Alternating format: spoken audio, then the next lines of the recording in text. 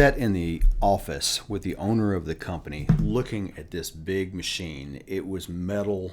It looked like maybe a cage that you would use for weightlifting at a gym, a little taller. And it had machinery that moved platforms up and down. It goes, zzz, the whirring sound up and down.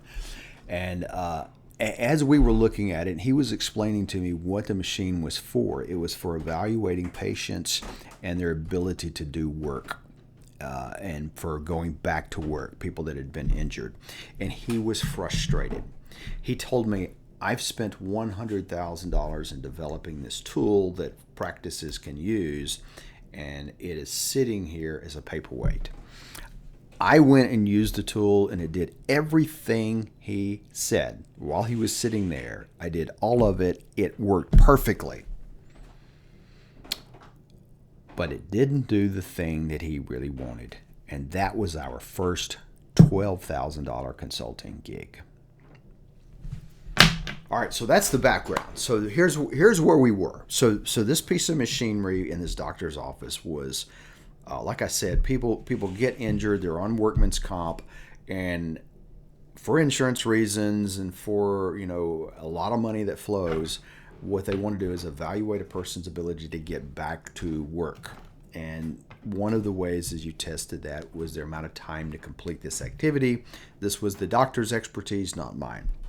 So what the machine did, it was not that complicated. It was not medically invasive, but it was just a big frame, and it had platforms that moved up and down side by side. And what you would do is you would take a weight, which was a box, and they would start with like 5 pounds and went up to like 30 pounds or something, I forget, in 5-pound increments, much like a gym.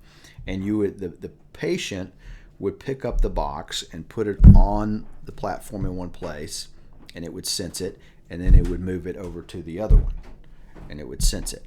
And after it did that, it would move up, so they were different heights. And so it was almost like you're putting things up on shelves, right, and moving something from one shelf or to a cart or another. So it was for people that are in labor, for grocery stores, things like that. So it would go all the way up to where it was overhead, and so it did all these different movements, and it was testing my ability as the patient to do the work, and it would time me how fast I could do it. Now, so that told him the magic of what he needed to evaluate a patient. And what he was developing as a company was an evaluation tool that he had demonstrated already that he could sell. So he was looking at selling this to other clinics. So there we were. We were sitting there. He was unhappy. We hadn't done the work. So how did I get there? We had a company that was doing some software development, and we were trying to fund our software development by maybe picking up some consulting gigs. We had just started talking to people. Suddenly this guy calls me. He says, "Can you come talk to me?" Now, I'm not a salesman. I'm an engineer. Right, so I walk in the door. I'm sitting there with the two owners there, and we're talking about the equipment, and he's talking about what it's supposed to do. Like I said, he ran me through it.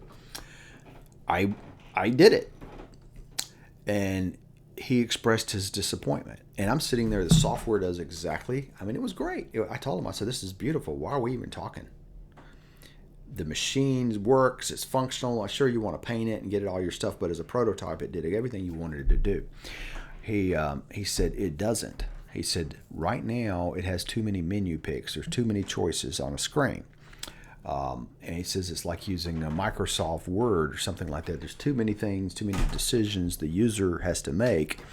And then what we have to do is we have to train each operator. In a doctor's office, the doctor's not doing this. We've got some clerk or some technician or somebody in the office that maybe was hired yesterday, and they need to run this machine.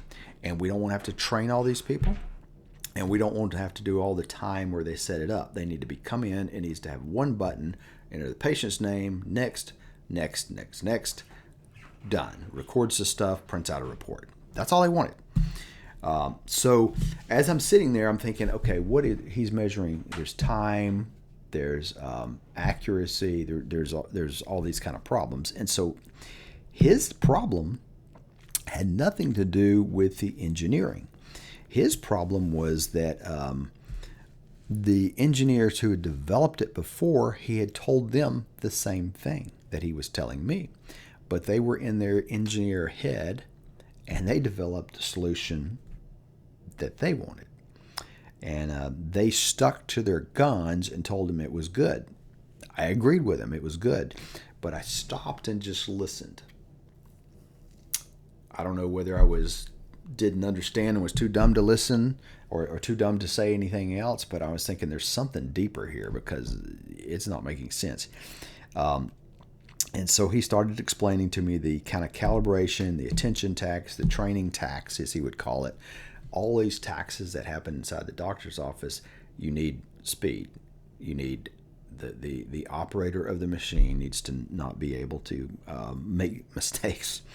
So it wasn't a bug. It wasn't a malfunction. It wasn't anything. And I'm just sitting here thinking, well, and I probably said, I think I hear you. What do you want? And he smiles at me at that point and says, here's what I want, and here's what I told them I want. And he hands me this thing of paper, right? And he had done it in Microsoft PowerPoint, and it had the screen, and it had the button. All right, so, and the button was always, here's patient information, next. Here's run the first calibration test, run the calibration test, next. Run the first test with patient, next. Run the second test, next. And the machine did all the work. And it should have instructions that the operator reads to the patient. Okay, now do this. Okay, now do this.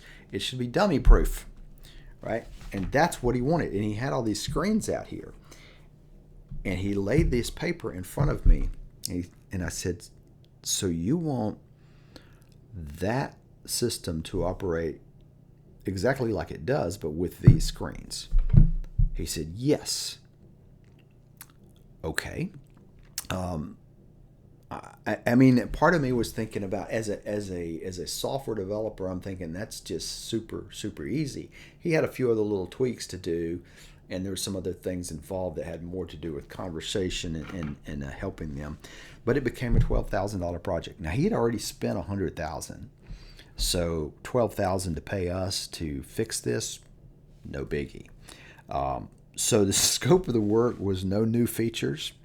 It was mostly stripping away 60% of the user interface and dumbing it down. And he had already designed it. He actually had the colors he wanted specified. So it was an interesting project that we did. It paid us $12,000. But the key was not our technical ability as much as our ability to understand what the customer wanted. Now, he laid it out for us pretty well, but apparently he had laid it out to the last engineering team pretty well too, and was not satisfied with their work.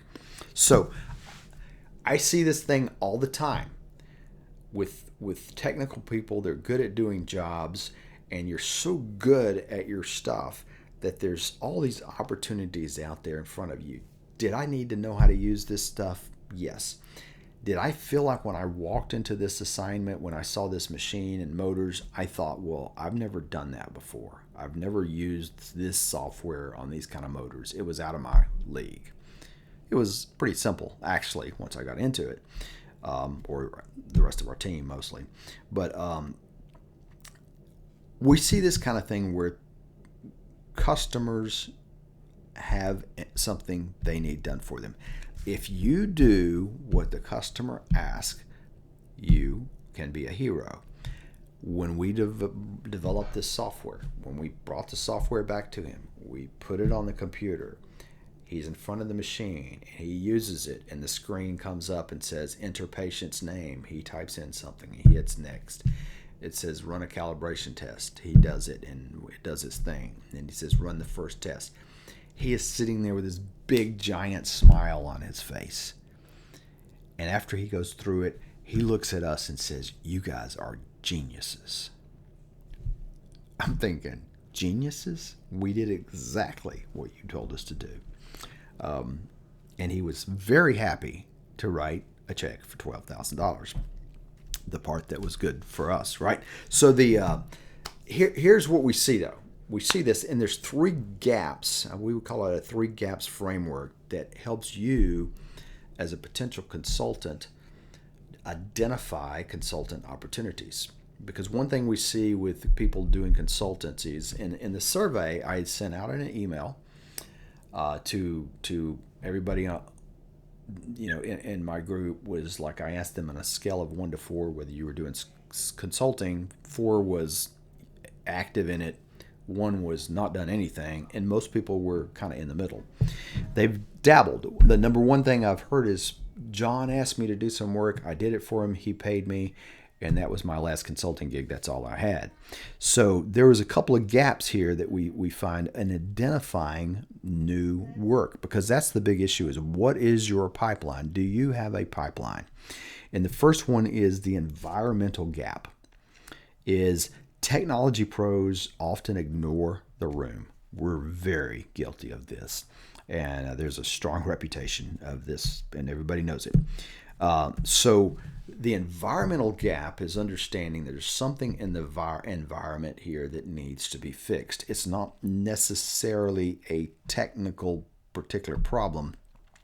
As a matter of fact, usually your customers aren't that concerned with the technical problem. They're concerned with the outcome, and inside of that for you is the technical problem. But it's the environmental gap that I've seen so much work come from other people's work that was not satisfactory. It did everything, it performed well, but it didn't satisfy the customer. So much consulting work right there. The second one we see is kind of a cognitive load gap. A lot of times you'll see, manufacturing, and this that I'm talking about was kind of a manufacturing, where it takes the team, the company, too much cognitive load to do things. So this might be, in my case here, this might be a piece of equipment. This might be how they think through a problem. They've taken in data. How do they make a decision? And they need some kind of decision tree built. They need some kind of software that gives them 3 recommendations. Cognitive load is a big one, right? Because it sucks it sucks time and meetings and things like that. The third one here is that I see often is a workload or workflow gap. This is probably the biggest that you see out there. Is there's something wrong with the workflow? We oftentimes call this efficiency, making things more efficiency, productivity. In this case, this was part of it for this case, but so much that happens in manufacturing where things got to keep moving. People that can come in there and make adjustments to equipment, people can come in there and add one little thing into a process.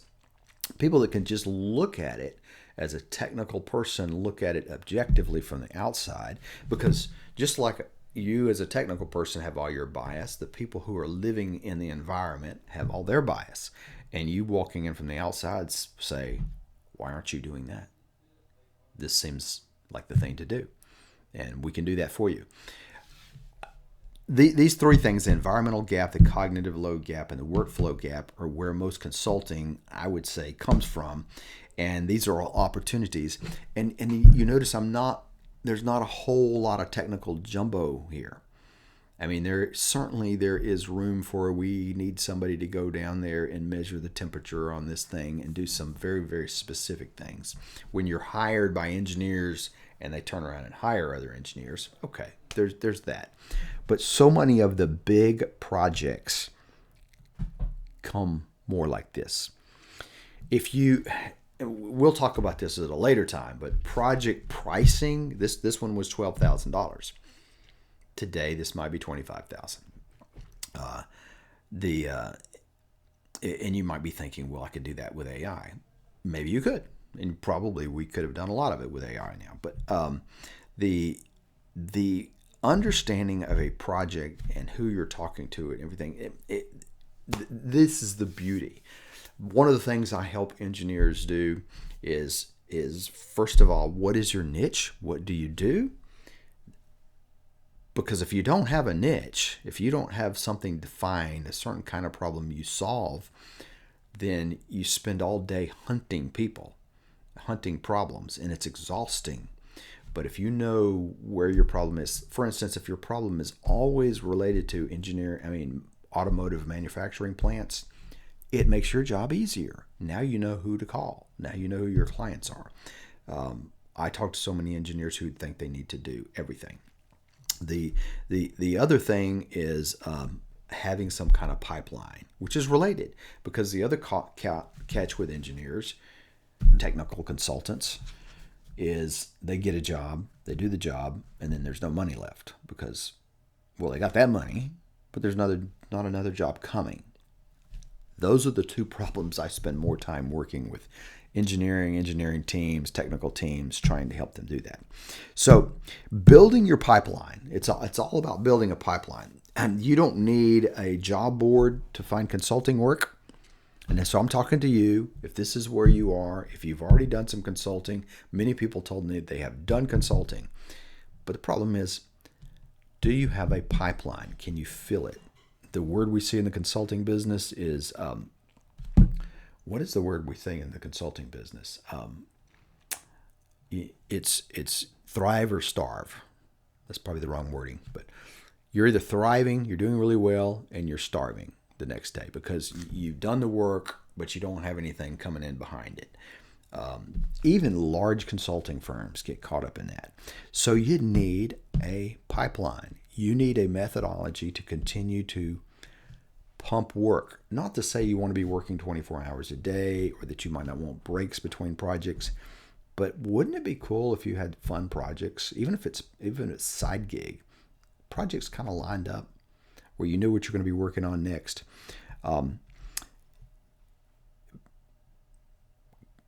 There are so many out there. The example I'm giving you now is just one of many. I'll try to pull out some others here of ones that I've done or ones that clients have done where you're just looking to solve a problem. Because the first thing here was, again, the pipeline. The second thing is a strategy.